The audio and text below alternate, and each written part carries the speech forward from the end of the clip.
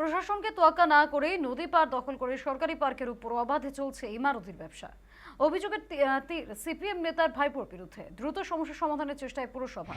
ইছামতি নদীর পারে বিদ্রোহী কবি কাজী নজরুল ইসলামের নামাঙ্কিত সৈকত দখল করে অবাধে চলছে ইমারতির ব্যবসার সঙ্গে সিন্ডিকেট রাজ, যার জেরে নদী বাঁধে ভাঙন, থমকে উন্নয়নের কাজ।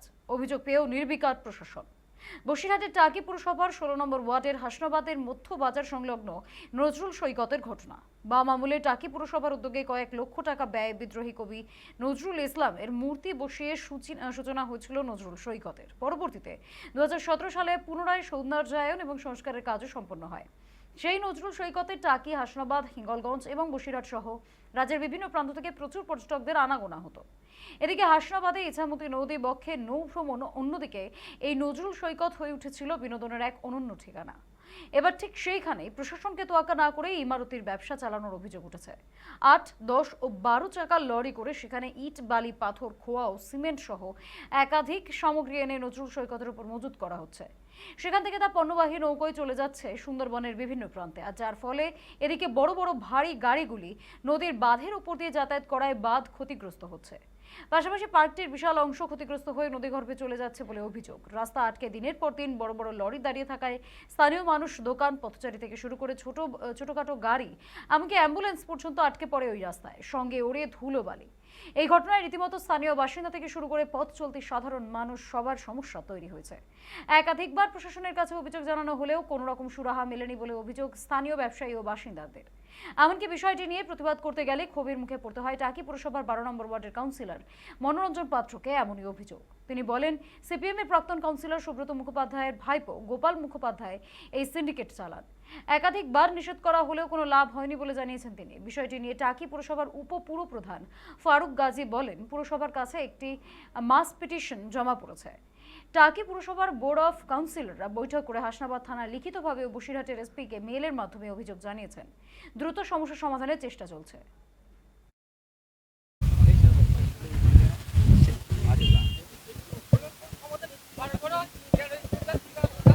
মাননীয় মুখ্যমন্ত্রী মমতা ব্যানার্জি কয়েক লক্ষ টাকা খরচা করে আমাদের টাকি পৌরসভার 15 নম্বর ওয়ার্ড অর্থাৎ হাসনাবাদ নজরুল সৈকত নামে একটা পার্ক নির্মিত করে এখানে। তার চেহারা আপনারা এখন দেখলেই বুঝতে পারবেন কি।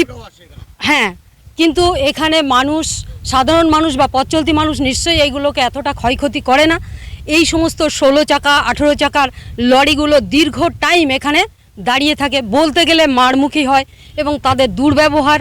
রাস্তাঘাটের মানুষ যদি যায়, একটা মানুষ বাইকে যাচ্ছে, যেতে যেতে তাকে ধাক্কা দিলে কিছু বলতে গেলে বলে কি লরির তলায় পিষে দেবো। এই ধরনের তাদের ঔদ্ধত্যপূর্ণ, হ্যাঁ, অ্যাম্বুলেন্স আটকে যায় এবং পথ চলতি মানুষের এখানে যাতায়াতের খুবই অসুবিধা। আমরা চাইছি আমার নিজের একটা দোকান, ওই যে ঘোষ অপটিক্যাল, ওটা তো প্রতি মাসে ওর ব্যানার, প্লেক্স সব কিছু ছিঁড়ে দেয় এবং যে আমার একটা পেশেন্ট ঢুকবে ওখানে, একটা ডাক্তারি আমার পরিষেবা, তো একটা পেশেন্ট পর্যন্ত ওখানে ঢুকতে দেয় না। একটা পেশেন্ট রোগী এসে দাঁড়িয়ে থাকলে তাকে বলে এখান থেকে হাঁটো সরাও এখান থেকে গাড়ি, আমরা ব্যবসা করবো এখানে, তোমাদের কিসের ব্যবসা এখানে? এই যে সমস্ত সিন্ডিকেট চালাচ্ছে বা যারা এই বিল্ডার্স ব্যবসায়ী, তারাই করছে এই জিনিসগুলো। আমি চাইছি এই জিনিসগুলো আগে যেমন পার্কটা ছিল নতুন সুসজ্জিত সেরকম হোক এবং যানজট মানুষ মুক্ত হোক, চলাচল অবশ্যই আসে। তারা তো এসে কোনো পরিষেবা পায় না, তারা তো ঢুকতেই পারে না, বলে আপনারা এমন জায়গায় বাস করেন যে সেইখানে আমরা ঢুকতে পারি না। আমাদের ডাক্তারগুলো এসে গাড়ি পর্যন্ত রাখতে পারে না, বাইকটা পর্যন্ত স্টান করাতে পারে না। গোপাল মুখার্জি সিপিএম এর দালাল, সে হচ্ছে এই চক্রান্তটা করেছে।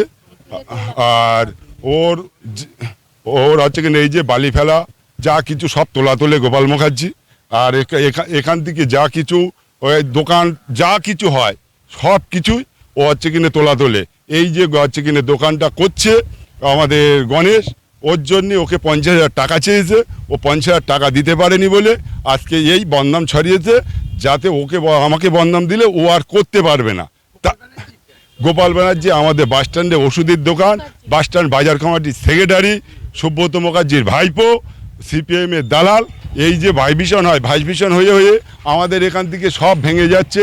আগের দিনে ওই জায়গায় ব্রিজটা ভেঙে গিয়েছে, দিদির দপ্তর থেকে সেটা এখন ঠিক করা হচ্ছে, যাতে ভবিষ্যতে এখানে বালি না পড়ে। আর এইরকমভাবে ভাইভিশন হয়ে যদি আমাদের এইটা বাসস্ট্যান্ডটা ভেঙে না যায়, তার ব্যবস্থার জন্যে আমি আপনাদেরকে অনুরোধ করছি ইমার্জেন্সি এটা বন্ধ হোক, যাতে বন্ধ হয় তার জন্য আমি সরকারের কাছে আবেদন করছি।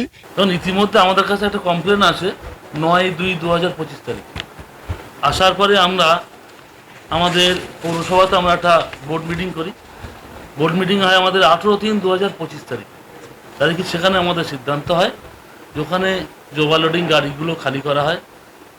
আমাদের ইতিমধ্যে ওখানে ইরিগেশন থেকেও কাজ হয়েছে, ওখানে নদীটা ভাঙন ধরেছে লোড গাড়ি চলাচলের জন্যে। ওখান থেকে মানুষ আমাদের একটা মাস পিটিশনও করেছে। সারাদিন বালি পাথর পড়ে, প্রচুর ধুলো বালি ওড়ে, মানুষ ওখানে যাওয়া আসা করতে পারে না। এরপরেও আমাদের কাছে একটা খবর এসছে কিছু দুষ্কৃতী লোকজন ওখান থেকে নাকি পয়সাও তোলে। আমরা সেজন্য বোর্ড মিটিং করে রেজলিউশন করে আমরা থানাতে লিখিত করে চিঠি করে পাঠিয়েছি ওটা যথেষ্ট তাড়াতাড়ি সম্ভব বন্ধ করার জন্য। এখন কোনো কমপ্লেন না আসলে তো আমরা সেইভাবে করতে পারি না। আমাদের কাছে কমপ্লেন এসছে, আসা মাত্রই আমাদের যেগুলো করণীয় আমরা করেছি। আমরা লিখিত থানাকেও জানিয়েছি এবং কপিটা আমরা এসপি অফিসকেও পাঠিয়েছি। আমরা চাইব যত তাড়াতাড়ি সম্ভব থানা এটা হস্তক্ষেপ করে জিনিসটাকে সমাধান করতে।